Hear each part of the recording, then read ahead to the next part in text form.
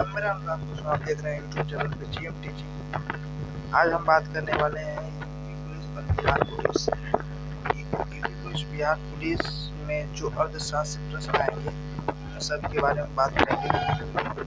चलिए चलते हैं अपने प्रश्न की।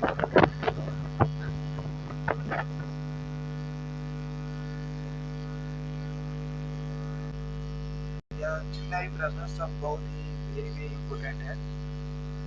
ठीक है, पहला प्रश्न है, कौन सा बैंक पहले इंपीरियल बैंक ऑफ इंडिया कहलाता है? कौन सा बैंक इंपीरियल कहलाता है? एसबीआई। पहला प्रश्न का उत्तर एसबीआई। नाबार्ड किसका संक्षिप्त रूप है? नाबार्ड किसका संक्षिप्त रूप है? National bank for agriculture. ठीक है, अगले प्रश्न को चलते हैं।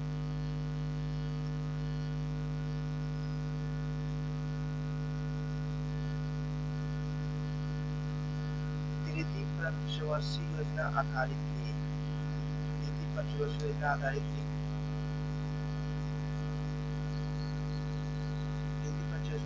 जिसका महालेखी मंडल पर।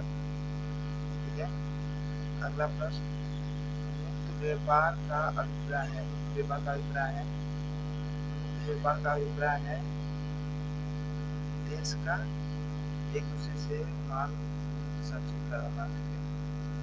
सकल घरेलू उत्पाद मूल्य होता है। सकल घरेलू उत्पाद का मूल्य होता है, सकल घरेलू मूल्य होता है एक वर्ष में किसी अर्थव्यवस्था में उत्पादित सभी अंतिम वस्तुओं का सेवाओं का। भारत में पंचवर्षीय योजनाओं के प्रारूप का अनुमोदन किया जाता है राष्ट्रीय विकास परिषद द्वारा। ठीक है, अगला प्रश्न, मुद्रा के अवमूल्यन का परिणाम होता है। मुद्रा का अवमूल्यन का परिणाम होता है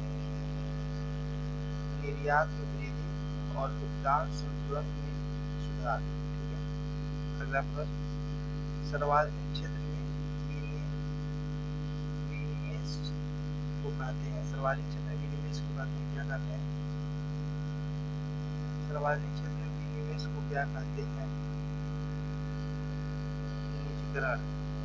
ठीक है, सार्वजनिक क्षेत्र में क्या कहते हैं? निजीकरण। राष्ट्रीय आय क्या होती है? राष्ट्रीय आय क्या होती है? राष्ट्रीय आय क्या होती है? बाजार कीमत पर निर्भर राष्ट्रीय उत्पाद। अगला प्रश्न, भारत में मौद्रिक नीति कौन बनाता है? भारत में मौद्रिक नीति कौन बनाता है? भारतीय रिजर्व बैंक। ठीक है, आरबीआई। ठीक है, भारत का सबसे बड़ा वाणिज्य बैंक कौन सा है? भारत का सबसे बड़ा वाणिज्य बैंक कौन सा है? भारतीय स्टेट बैंक। ठीक है, मुद्रास्फीति किस कारण से होती है? मुद्रास्फीति किस कारण से होती है? मुद्रा पूर्ति में वृद्धि से। ठीक है, अगला प्रश्न, घर्षणात्मक बेरोजगारी का उदाहरण है। घर्षणात्मक बेरोजगारी का उदाहरण है अल्पकालीन बेरोजगारी। ठीक है, WTO का पुराना नाम क्या है? WTO का गेट। ठीक है, अगला प्रश्न, भारत जैसे देश में सर्वाधिक प्रचुर मात्रा में उपलब्ध उत्पादन साधन है श्रम, मेहनत। ठीक है, सार्वजनिक या निजी क्षेत्र का वर्गीकरण किस आधार पर किया जाता है? सार्वजनिक और निजी क्षेत्र का किस किया जाता है? स्वामित्व के आधार पर। ठीक है, अगला प्रश्न, किस अवधि को योजना अवकाश कहा जाता है? योजना पंचवर्षीय योजना में 1966 और 1969 2 साल 3 साल कोई योजना नहीं बना था, इसलिए इसे योजना पास करते हैं। अगला प्रश्न, अगले प्रश्न 18वां, भारत के ग्रामीण क्षेत्रों में किस प्रकार की बेरोजगारी पाई जाती है? भारत के कौन सी बेरोजगारी? मौसमी प्रच्छन्न बेरोजगारी, ठीक है, दोनों पाई जाती है।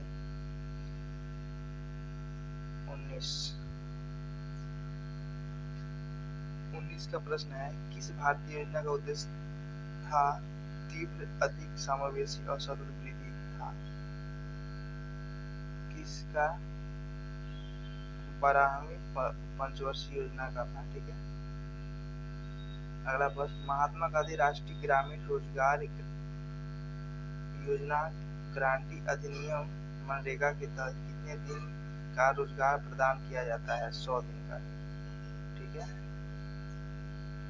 अगला प्रश्न, वैश्वीकरण का अर्थ है, वैश्वीकरण का अर्थ है एक एकीकृत विश्व बाजार का विकास, मतलब पूरा विश्व में बाजार को फैलाया जाए।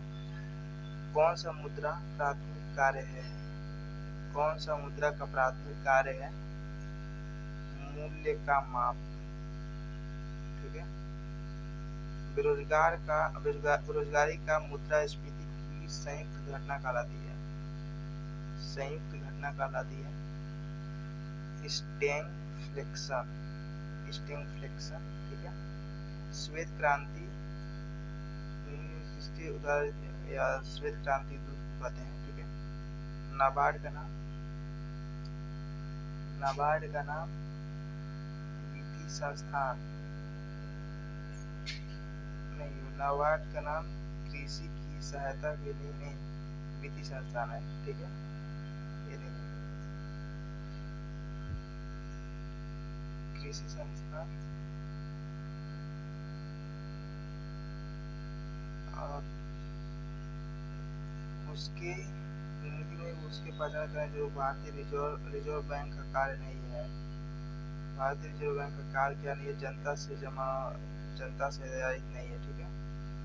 क्योंकि विदेशी विनिमय भंडार संचयन यही है, करेंसी जारी करना यही है, नगद आरक्षण यही है, ठीक है। अगला प्रश्न, NSDL का पूरा नाम क्या है? नेशनल सिक्योरिटी डेवलपमेंट लिमिटेड, ठीक है, नेशनल सिक्योरिटी डेवलपमेंट, ठीक है। विश्व बैंक का दूसरा नाम क्या है?